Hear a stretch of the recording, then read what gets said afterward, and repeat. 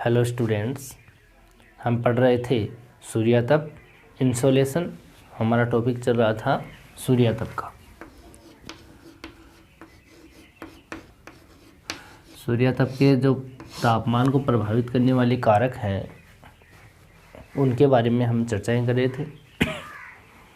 उसमें सबसे पहले हमने देखा आपतन कोण, यानी पृथ्वी पर सूर्य की किरणें आती हैं वो किस प्रकार का कोण बनाती है। अगर वो कोण है सीधा है, समकोण पर है, तो कम दूरी करते हुए कम दूरी तय करते हुए पृथ्वी के कम धरातल को अधिक गर्म करता है, जबकि तिरछा कोण होगा वो धरातल पर अधिक क्षेत्र को कम गर्म करता है, अधिक दूरी तय करते हुए। फिर हमने दूसरी बात की, पृथ्वी और सूर्य के मध्य दूरी में अंतर, वो भी इस सूर्यातप को प्रभावित करता है।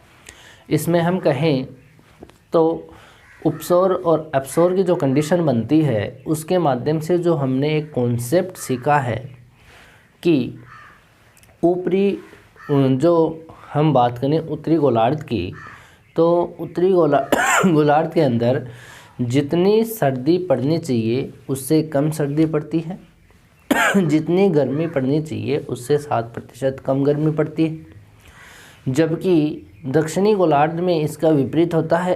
यानी दक्षिणी गोलार्ध में अधिक ही गर्मी होती है उससे और अधिक ही सर्दी होती है, यानी उपसौर और अपसौर की कंडीशन के कारण। ठीक है, तो हमने क्या पढ़ा था कि उत्तरी गोलार्ध शीतकाल के जो समय है जब उपसौर की दशा प्राप्त होती है तो वह कम कठोर सर्दी अर्थात 7% कम ठंडा होता है, जबकि अपसौर की दशा में ग्रीष्मकाल 7% कम गर्म होता है, अर्थात कम कठोर ग्रीष्मकाल की दशा पाई जाती है अपने यहाँ। ठीक है, दक्षिणी गोलार्ध में हमने क्या पढ़ा कि जो उपसौर की कंडीशन बनती है उस समय यहाँ ग्रीष्मकाल 7% अधिक गर्म और अपसौर के समय यहाँ पे जो शीतकाल होता है वो 7% अधिक कठोर हो जाता है। तो यह बात हमने कर ली है। इसके बाद में जो अपना अगला टॉपिक है वो टॉपिक है सूर्य प्रकाश की जो अवधि है उसमें अंतर, यानी इसमें जो अपना तीसरा टॉपिक कौन सा है, सूर्य प्रकाश की अवधि में अंतर।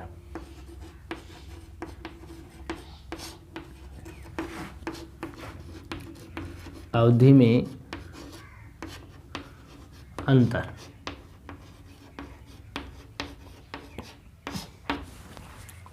देखो, इसके अंदर हम यूँ कहें कि जिस स्थान पर पृथ्वी के जिस स्थान पर अधिक अवधि तक अगर सूर्य की किरणें प्राप्त हो रही है तो वहाँ जाहिर सी बात है तापमान क्या होगा, अधिक होगा। परंतु यूँ कहें या यूँ कहें कि जो ये प्रभाव है अधिक तापमान का, अधिक अवधि का, वो प्रभाव उष्णकटिबंधीय क्षेत्रों में ही ज़्यादा है या अधिक माना जाता है। उन चक्षांशों में सूर्य प्रकाश की जो प्राप्ति होती है उसकी अवधि या दिन की अवधि का प्रभाव नहीं पड़ता है, क्योंकि यहाँ आपतन कोण का जो अत्यधिक तिरछापन जो होता है उसके कारण ही वहाँ पर प्रभाव अधिक होता है। यूँ कहें हम इसको ध्यान से समझना, यहाँ पर सूर्य की किरणें हैं, वो सूर्य की किरणें पृथ्वी पर आ रही है।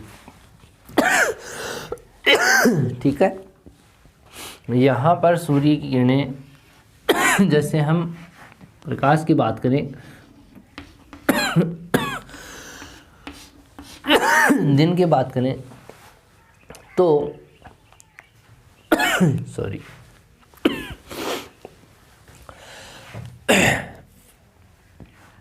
दिन की बात करें हम तो दिन अपने यहाँ पे 12 घंटे का होता है। ठीक, 12 घंटे का होते हुए भी यहाँ पर मान लो तापमान क्या होता है, ज़्यादा होता है। क्या होता है, ज़्यादा होता है।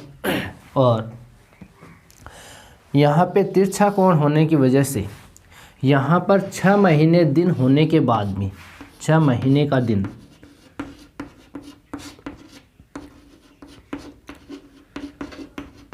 उसके बाद भी यहाँ पर तापमान कम होता है।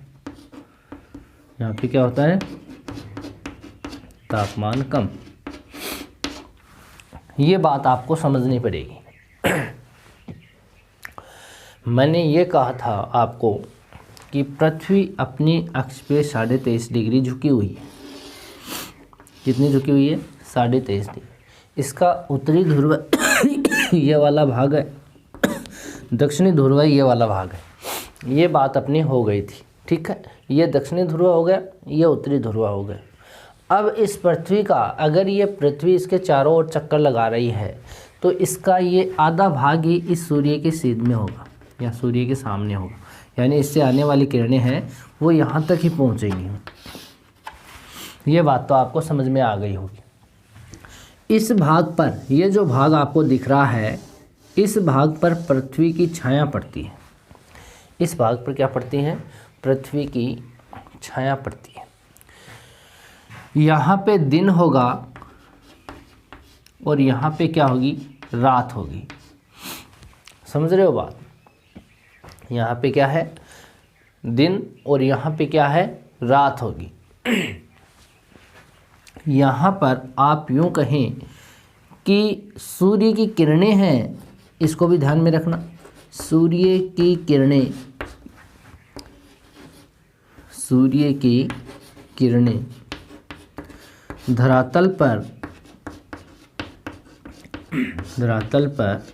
66.5 डिग्री तक ही पड़ती है, नॉर्थ और साउथ दोनों में, और 66.5 डिग्री तक ही पड़ती है। समझ गए बात? यहाँ पे यूँ कहें हम कि सूर्य की किरणें धरातल पर 66.5 डिग्री तक ही पड़ती है।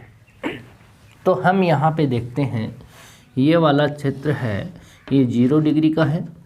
यहाँ पर ये भाग है, ये कौन सा है? 23.5 डिग्री का है।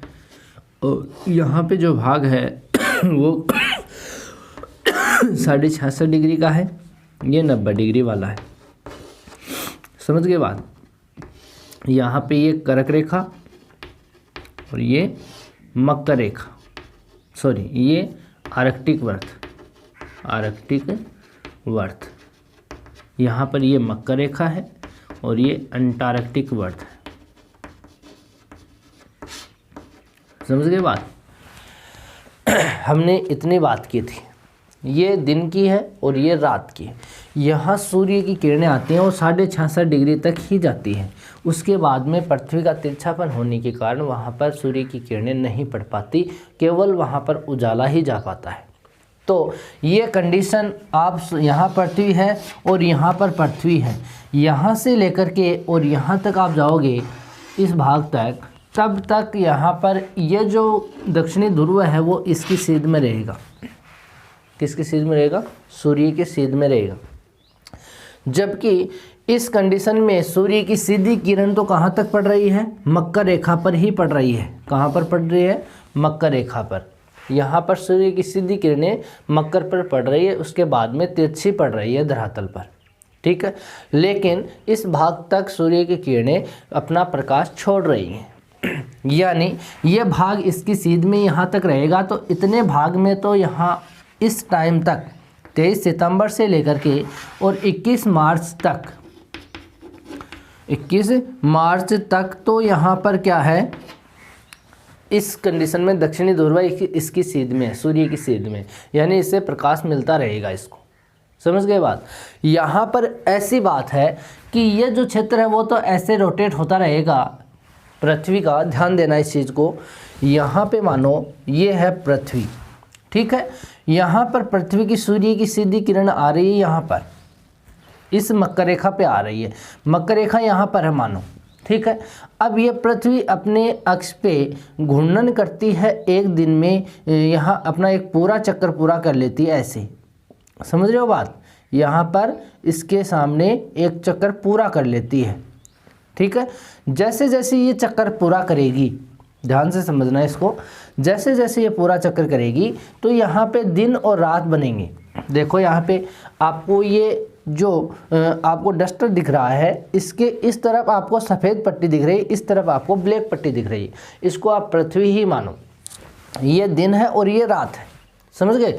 सूर्य की किरण जहाँ पड़ रही है वहाँ तो दिन है, जैसे जैसे ये आगे बढ़ता जाएगा वहाँ पर ये दिन की अवधि घटती जाएगी, यानी इधर रात हो जाएगी और इधर दिन हो जाएगा, फिर ऐसे आ जाएगी पृथ्वी, तो यहाँ दिन होगा, यहाँ रात होगी पीछे, यानी इसकी छाया है वो छाया पीछे पड़ती रहेगी और पृथ्वी का ऐसे रोटेट एक दिन में ये रोटेट करती रहती है, समझ गए बात।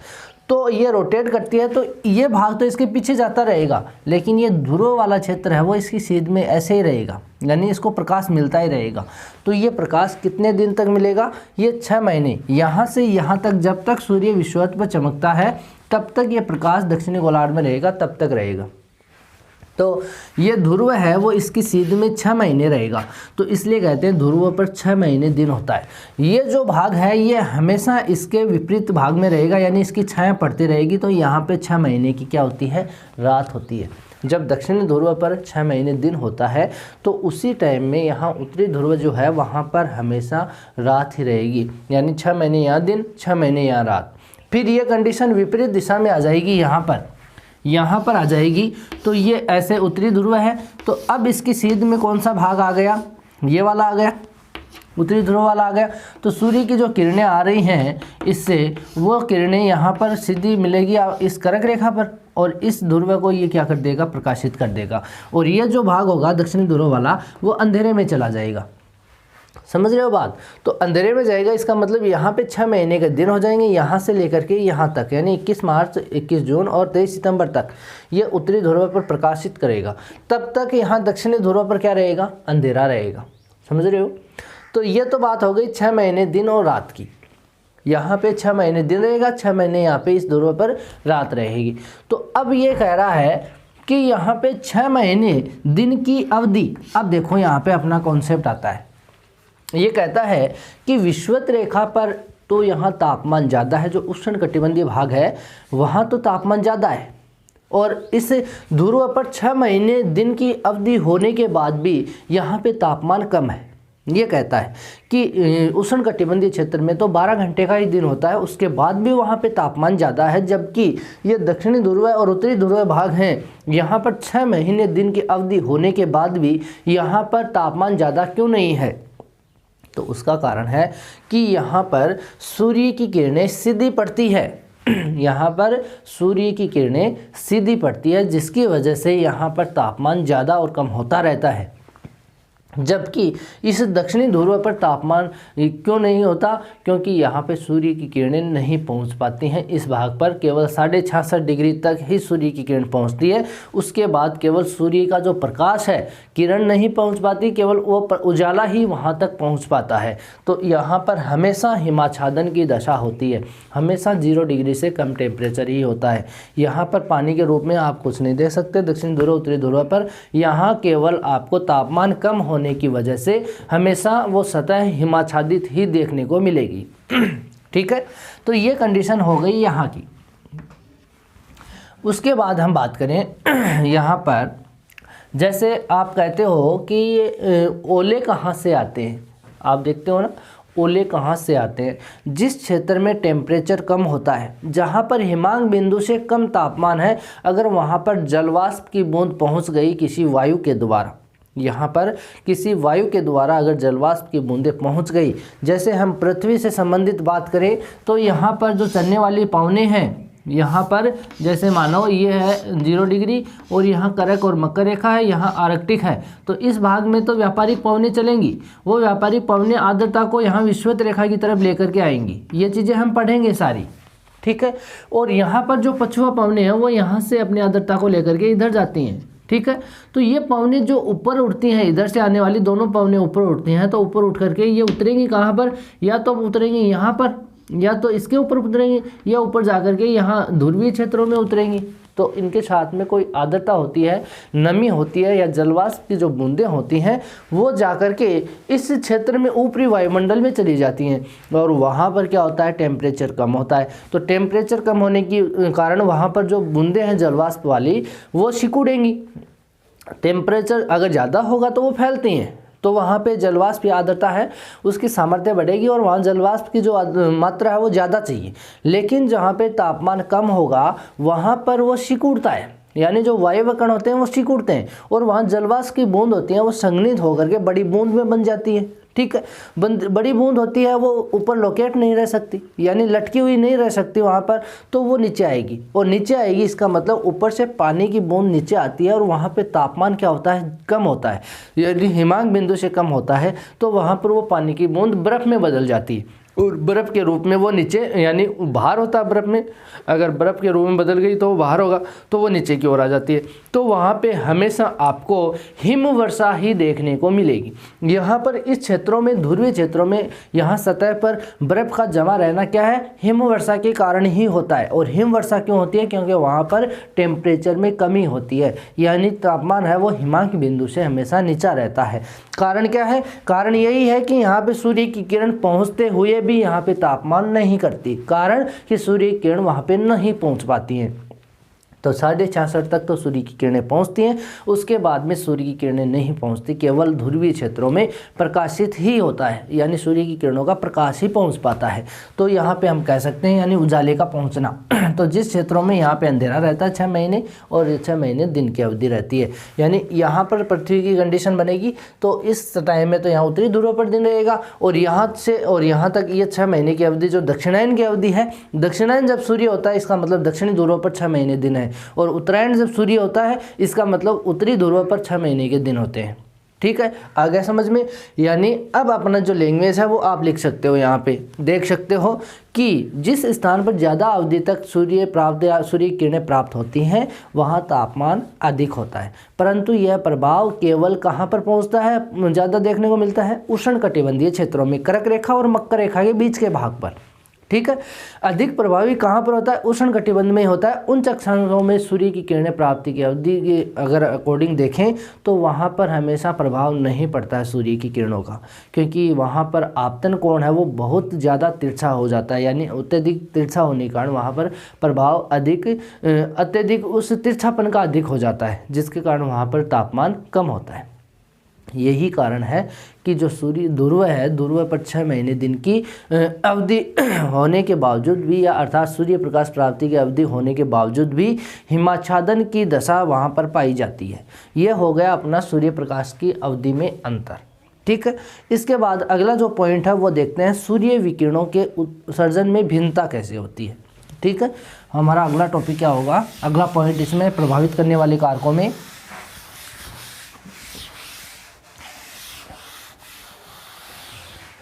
अगला पॉइंट है सूर्य विकिरणों के उत्सर्जन में भिन्नता।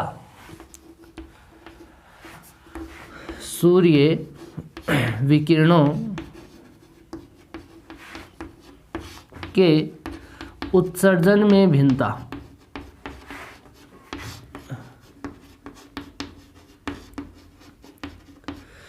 सूर्य से जो निकलने वाली जो विकिरणें हैं उनमें भी भिन्नता देखने को मिलती है। जैसे हम कहें कि जो सौर विकिरण की मात्रा है सूर्य के अधिक गर्म व कम गर्म होने पर निर्भर करती है। यूँ कहते हैं कि सौर विकिरणें हैं, हमने जो सिद्धांत पढ़े हैं, शुरू में नियम पढ़े हैं कि जो जितना गर्म पिंड होगा उससे उतनी ही ज़्यादा किरणें बाहर निकलेगी और जितना ठंडा होगा उससे उतनी ही कम किरणें बाहर निकलती हैं। ये हमने बात की थी। तो सौर विकिरण की यह मात्रा जो होती है वो सूर्य के अधिक गर्म और कम गर्म होने पर ही निर्भर करती है। सूर्य में जो सौर धब्बों की मात्रा होती है अगर अधिकतम होगी तो वह अधिक गर्म होगा, अधिक गर्म होता है। अगर ऐसी दशा है तो उससे उत्सर्जित विकिरणें भी अधिक मात्रा की होगी। यहाँ पे हम कहें कि हमने सूर्य है उसकी जो संरचना देखी थी कि इस भाग में ये सूर्य है, इसका ये केंद्र वाला भाग है ब्लज वाला, इसके ऊपर यहाँ पर ये जो क्षेत्र होता है वो समन्वय मंडल का, विकिरण मंडल का होता है। उसके बाद जो प्रकाशित मंडल है या वर्ण मंडल या क्रोमोस्फीयर, और ऊपर वाला कोरोना या प्रभा मंडल इसका होता है। तो यहाँ पर जो सौर धब्बे हैं, सौर कलंक्स हैं, उनको ये आकर्षित करके अपने अंदर खींच लेता है। जो बाहर जो ठंडे क्षेत्र होते हैं, सौर कलंक होते हैं, सौर कलंक बोलते हैं जिनको, वो हमेशा ठंडे होते हैं। यानी उनको गुरुत्वाकर्षण के कारण सूर्य क्या करता है, उनको अपनी तरफ गुरुत्वाकर्षण के कारण खींच लेता है और अपने में समा लेता है। ये आकर के यहाँ पर इसके इस प्रकाशित मंडल या जो वर्ण मंडल है उसके यहाँ पर आकर के इकट्ठे होते रहते हैं। यहाँ पर जितनी मात्रा में सौर धब्बे इकट्ठे होंगे, समझे, यहाँ पर जितनी मात्रा में सौर धब्बे इकट्ठे होंगे उतनी ही मात्रा में ये सूर्य क्या होगा, गर्म होगा, और जितनी मात्रा में ये गर्म होगा उतनी ही ज़्यादा ये क्या कर देगा, सूर्य की विकिरणों का उत्सर्जन कर देगा, यानी बाहर की तरफ फेंक देगा। ये कहा जाता है नाभिक के जो संलयन की क्रिया है उसके माध्यम से। यहाँ पे कहें तो सौर धब्बों का जो न्यूनतम से अधिकतम होना है वो 11.1 वर्षों में होता है। सौर धब्बे जो आ रहे हैं ये यहाँ से न्यूनतम से अधिकतम होना है तो वो 11.1 वर्षों में अर्ध चक्कर करता है। इसका पूरा चक्कर 22.2 वर्षों में होता है। इसका सौर्य चक्कर जो होता है सूर्य के अंदर, जो सौर चक्र की दशा मानी जाती है, जो कि कितना होता है, 22.2 वर्षों तक मानी जाती है, जब सूर्य की विकिरणें पृथ्वी के वायुमंडल में ज़्यादा प्रवेश करती है। ये तापमान के वितरण को भी प्रभावित करता है कि तापमान अगर ज़्यादा प्रभावित हो जाएगा, यानी इसको कम से ज़्यादा और ज़्यादा से कम होने के लिए 22 साल लग जाते हैं। इसको सौर धब्बों को न्यूनतम से अधिकतम, अधिकतम से न्यून, यानी पूरा चक्कर यहाँ से वापस ऐसे एक चक्कर करती है तो न्यूनतम से अधिकतम, अधिकतम से न्यूनतम होता है, तो इसको पूरा यहाँ पे चक्कर लगता है, वो 22 साल लग जाते हैं इसको चक्कर पूरा करने में, जिसको सौर चक्कर कहते हैं। जितनी मात्रा में ये सौर धब्बे इस सूर्य की यहाँ पे जमा होते रहेंगे उतनी ही मात्रा में ये सूर्य है जो वो गर्म होगा और उतनी ही मात्रा में वहाँ से सूर्य विकिरण है उनको यहाँ पर उत्सर्जित करेगा, यानी बाहर की ओर फेंकेगा। तो ये इसके भिन्नता भी यहाँ पे जो निकलती हैं सूर्य की विकिरणें, ज़्यादा फेंकेगा तो ये पृथ्वी के वायुमंडल में जो सूर्य विकिरण आ रही हैं वहाँ जो तापमान हो रहा है उसको प्रभावित करेगा। हम तो पढ़ क्या रहे हैं, तापमान को प्रभावित करने वाले कारक पढ़ रहे हैं। तो यहाँ पर हम बात करें कि ये पृथ्वी है, ये क्या है, पृथ्वी है। इस पृथ्वी के वायुमंडल में सूर्य की किरणें आ रही हैं, ठीक है, वो भी आ रही है इसके कोरोना के एक प्रतिवर्ग जो इंच सतह है, प्रति वर्ग इंच सतह, वहाँ से निकलने वाले 1 हॉर्स पावर जो ऊर्जा निकलती है उसका 2 अरबवा अंश यहाँ पे पहुँच रहा है केवल पृथ्वी पर। तो ठीक है, उससे ही तापमान कम ज़्यादा हो जाता है, कहीं पर तापमान बढ़ता है कहीं पर घटता है। तो इसको यहाँ पर अगर ये सौर धब्बे जो हैं ज़्यादा मात्रा में इकट्ठे हो जाएंगे तो यहाँ से जो निकलने वाली किरणें हैं वो ज़्यादा मात्रा में निकलेगी। तो ज़्यादा मात्रा में निकलेगी, इसका मतलब वो किरणें जाएंगी कहाँ पर, इस वायुमंडलीय भाग में जाएंगी, तो यहाँ पर इसको क्या कर देगी, प्रभावित कर देगी। तो आपको क्या करना है कि ये सौर धब्बे हैं या सूर्य से निकलने वाली जो विकिरण है उनका जो निकलना यानी उनका उत्सर्जन होता है उनमें अगर भिन्नता होगी, कम ज़्यादा होगा वो निकलने वाला भाग या उत्सर्जित भाग, तो वहाँ पर हमारे जो वायुमंडलीय तापमान है, पृथ्वी का तापमान है, उसमें भी हमें अंतर देखने को मिलेगा। ये बात हो गई सूर्य विकिरणों के उत्सर्जन में भिन्नता की, ठीक है। इसके बाद एक पॉइंट और बचता है जो वायुमंडल की पारदर्शिता है। इसमें एक पॉइंट और है जो इसको प्रभावित करता है, वो कौन सा है, वायुमंडल की पारदर्शिता, ट्रांसपेरेंसी, पारदर्शिता। समझ गए बात। वायुमंडल की जो पारदर्शिता होती है वो 3 तत्वों पर निर्भर करती है। किस पर करती है, ये वायुमंडल है, इस वायुमंडल की ये भाग जो है ये वायुमंडलीय भाग है, ये पृथ्वी है, ठीक है। इसके ये चारों तरफ ये जो कण लिपटे हुए हैं जिसके अंदर यहाँ पर गैस भी है, जहाँ इसमें जलवाष्प भी है, जलवाष्प है, इसके अंदर वायव्य कण भी है, वायव्य कण।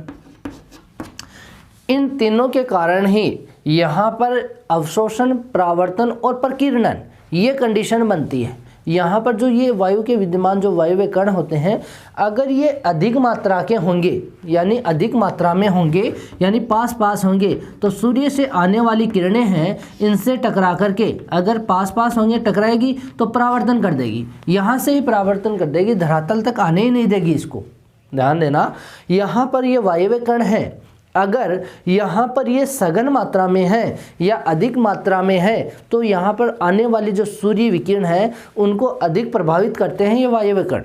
अगर ये यहाँ पर इसका जो विस्तार है या फैले हुए हैं तो यहाँ से सूर्य की किरणें आने वाली इसके मध्य से पार करके ये धरातल तक पहुँच जाती है। अगर ये सघन होंगे तो ये किरणों को क्या कर देंगे, यहाँ पे या तो अवशोषित कर लेंगे या वहाँ पर परावर्तन कर देंगे या प्रकीर्णन कर देंगे। या तो वह किरण आएगी और उसमें समा जाएगी। अगर ये भी किस पे निर्भर करता है, ये भी उस वायवीय कण की जो प्रकृति है, उसका आकार, प्रकृति का मतलब उसका आकार है, उस आकार पर निर्भर करता है या उसके रंग पर निर्भर करता है। अगर वो वायवीय कण जो है वो गहरे रंग का है, अगर वो वायवीय कण गहरे रंग का है तो सूर्य से आने वाली जो किरणें हैं उनको क्या कर लेगा, अवशोषित कर लेगा। ठीक है, वो उसमें कैद हो जाएगी। अगर वो परावर्तन, अगर वो वायवीय कण होगा, वो अगर हल्का होगा, छोटा होगा, तो वो किरणें इसको पार कर जाएगी। यहाँ पे देखना, अगर वायवीय कण बड़ा है, सूर्य से किरणें आ रही हैं, या तो ये बड़ा कण होने के कारण इस सूर्य की किरणों को क्या कर लेगा, अवशोषित कर लेगा। कारण क्या है अवशोषित करने का, ध्यान देना, यहाँ पे कण है, इस कण के चारों तरफ जो जलवाष्प है वो लिपटा हुआ है। यहाँ पर इस कण के चारों तरफ क्या लिपटा हुआ है, जलवाष्प की जो बूंद है वो लिपटी हुई है। सूर्य की किरण आएगी, इसमें उष्मा होगी तो ये इससे अंदर जाने की कोशिश करेगी, ये इसको भेद कर जाने की कोशिश करती है।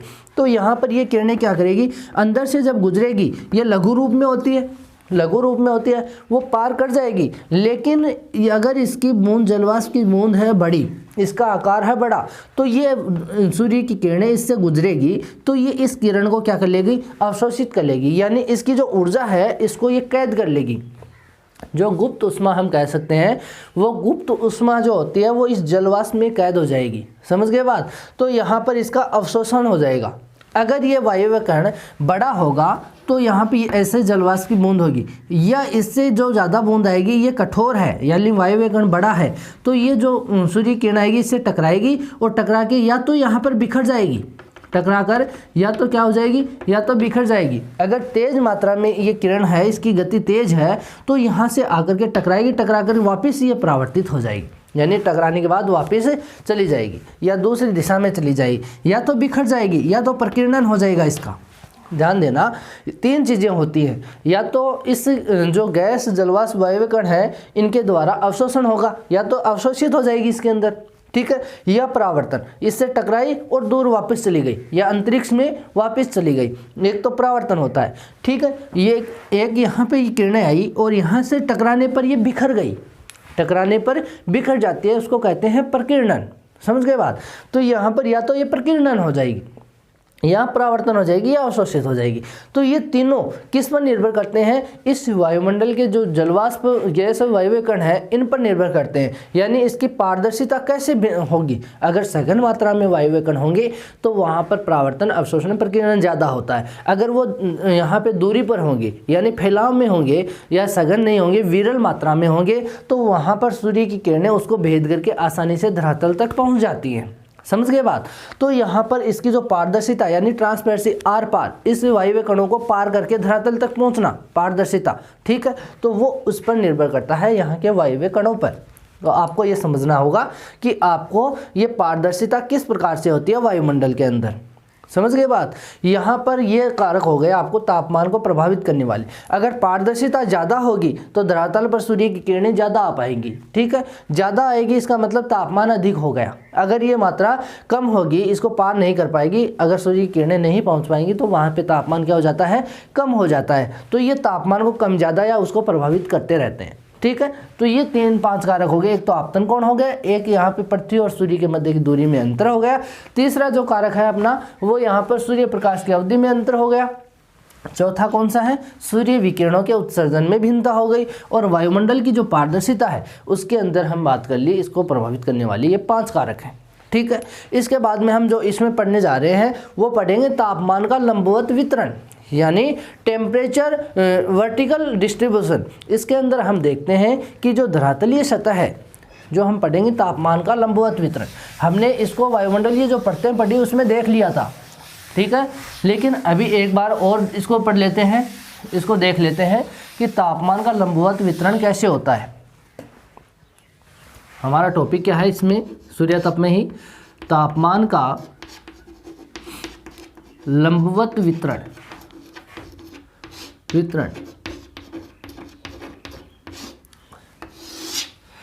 यहाँ पे जो धरातलीय सतह है उसके अगर हम ऊंचाई की ओर जाते हैं तो वहाँ गैस जलवाष्प वायवीय कण के कारण वहाँ पे क्या होता है, तापमान का क्या होता है, अवशोषण होता है, सूर्य किरणों का परावर्तन होता है, प्रकीर्णन होता है, ये प्रवृत्ति पाई जाती है। इसके कारण हम कहते हैं कि लगभग 700 से 800 किलोमीटर हाइट तक हम देखें तो इस ऊंचाई तक सामान्यतः तापमान देखें तो क्रमशः यहाँ पे कमी की ही प्रवृत्ति देखने को मिलती है, कहीं ज़्यादा कहीं कम, लेकिन सामान्यतः यहाँ 700 से 800 किलोमीटर की जो ऊंचाई है वहाँ तक हमें नॉर्मल रूप से अगर हम देखें, सामान्य रूप में हम देखें तो वहाँ पर हमें ताप के कम की प्रवृत्ति ही देखने को मिलती है। यद्यपि हम ये बात कहें कि ऊंचाई के अनुसार हम तापमान में कमी देखें तो लगभग 100 किलोमीटर की जो ऊंचाई है वहाँ पे सामान्य रूप से तापमान में कमी है वो प्रभावी रहती है, परंतु जो स्थानिक जो विशेषता होती है जैसे ओजोन गैस है वहाँ पे इस तापमान में परिवर्तन जो होता है उसको भंग कर देता है। वो कोई जगह है जैसे क्षोभ मंडल है वहाँ पर तापमान ऊंचाई की ओर जाता है, कम होता है, फिर स्थिर होता है, फिर अगर बीच में स्थानिक विशेषता आ गई, स्थानीय का मतलब स्थानीय क्षेत्र पर एक ओजोन गैस पाई जाती है जिसके कारण वहाँ पे तापमान में विफलता होती है, यानी तापमान जो घटने की प्रवृत्ति होती है उसको वो क्या कर देता है, वहाँ पे बढ़ा देता है। समझ गए बात। ओजोन गैस है वहाँ तक वो बढ़ेगा, उसके बाद मध्य मंडल के अंदर फिर से वो घटेगा 80 किलोमीटर तक या लगभग 100 किलोमीटर तक मानो, तो अयन मंडल के कुछ भागों में भी ये तापमान वापस स्थिर होगा। समझ गए बात। तो मध्य मंडल है वहाँ तक तो सामान्य रूप से तापमान घटता ही घटता है, लेकिन कुछ स्थानिक विशेषता जो होती हैं ओजोन गैस वाली वो इसको भंग कर देती हैं। तो हम कह सकते हैं कि इस प्रकार जो धरातलीय जो सतह है इसकी ऊंचाई की ओर जाने पर तापमान में सामान्यतया परिवर्तन की व्याख्या करना तापमान का लंबवत वितरण होता है, यानी धरातल से लेकर के ऊपरी वायुमंडल की ओर। ठीक है। तो अगर हम बात करें इसमें ट्रोपोस्फीयर की, तो ट्रोपोस्फीयर से लेकर के हमें हमेशा ट्रोपोस्फीयर जो होता है, क्षोभ मंडल जो होता है, वहाँ पर सामान्य ताप पतन दर जो होता है 6.5 डिग्री सेंटीग्रेड प्रति किलोमीटर, वो हमें दशा देखने को मिलती है जिसको हम नॉर्मल लैप्स रेट बोलते हैं। अब इसके बीच में हम देखें तो धरातलीय जो ऊंचाई है और तापमान है उसके अंदर विलोमानुपाती संबंध होता है। तो तापमान ऊंचाई बढ़ेगी धरातलीय तो तापमान घटेगा, और तापमान बढ़ेगा तो ऊंचाई घटेगी। समझ गए बात। तो ऊंचाई की ओर जाने पर नॉर्मल सामान्य जो रेट है वो यहाँ पर हमें घटने की प्रवृत्ति को ही बताएगा।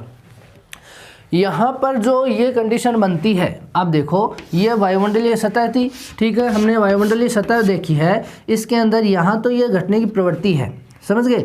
यहाँ पर ये घटने की जो क्षोभ मंडल है इसके अंदर जो घटने की प्रवृत्ति पाई जाती है, लंबवत वितरण की बात करें हम, लंबवत मतलब धरातल के समकोण पर, ये समकोण पर है, यानी ऊंचाई की ओर जाते हैं तो लंबवत वितरण को ही हम पढ़ते हैं, वर्टिकल डिस्ट्रीब्यूशन पढ़ रहे हैं टेम्परेचर का। ठीक है। तो यहाँ पर ये भाग है क्षोभ मंडल, क्षोभ सीमा वाला, यहाँ तक तापमान घटता है, लेकिन ये घटने की जो प्रवृत्ति होती है उसको हम सामान्यतः हम देख सकते हैं कि विषुवत रेखा पर अधिक ऊंचाई तक सामान्य तापमान घटता है, यानी जो तापमान है वो घटने की जो प्रवृत्ति होती है विषुवत रेखा पर वो अधिक ऊंचाई तक होती है, जबकि ध्रुवीय क्षेत्रों में तो ये ऊंचाई कम है। ठीक है, घटने वाली। क्यों? क्योंकि अगर हम ध्रुवीय क्षेत्र में देखें तो क्षोभ मंडल की हाइट 8 किलोमीटर ही है। कितनी है? 8, जबकि विषुवत रेखा पर यह हाइट 18 किलोमीटर है। ये बात हमने वायुमंडल की पढ़ते पढ़ी उस टाइम में पढ़ ली थी, हमने इसका जिक्र कर लिया था। लेकिन हम यूं कहते हैं कि जो दो तापमान में जो कमी की प्रवृत्ति जो पाई जाती है वो विषुवत रेखा पर ज़्यादा ऊंचाई तक पाई जाती है, जबकि ध्रुवीय क्षेत्र पर ये ऊंचाई की तरफ कम ऊंचाई तक ही पाई जाती है। तो नॉर्मल लैप्स जो रेट है 6.5 डिग्री प्रति किलोमीटर की, वो विषुवत रेखा पर 18 किलोमीटर तक चलती है, जबकि ध्रुव पर 8 किलोमीटर तक ही चलती है। औसत रूप में 13 किलोमीटर माना जाता है दोनों का। ठीक है। इसके बाद में तापमान में यहाँ पे ओजोन गैस पाई जाती है। ओजोन गैस के कारण यहाँ पे तापमान में वृद्धि देखने को मिलती है। यहाँ तक तापमान घटता है, यहाँ तक तो तापमान घटता है, जबकि ओजोन गैस के पाए जाने के कारण यहाँ पे जो सूर्य किरणें हैं ये इसको अवशोषित कर लेती है, सूर्य की किरणों को अवशोषण कर लेती है, जिसके कारण जो पराबैंगनी किरणें होती हैं वो यहाँ पे तापमान को बढ़ा देती है। सूर्य से आने वाली जो पराबैंगनी किरणें हैं उनका ओजोन गैस अवशोषण करती है, तो यहाँ पर तापमान क्या हो जाता है? बढ़ जाता है। तो इस बेल्ट में तापमान का बढ़ना यहाँ पे बढ़ना हो जाता है। तो ध्यान देना अब इस बात पर कि अगर घटने वाली प्रवृत्ति है, नीचे की सतह अधिक ताप और ऊपर की जो सतह है वो कम ताप की होगी, कम ताप की।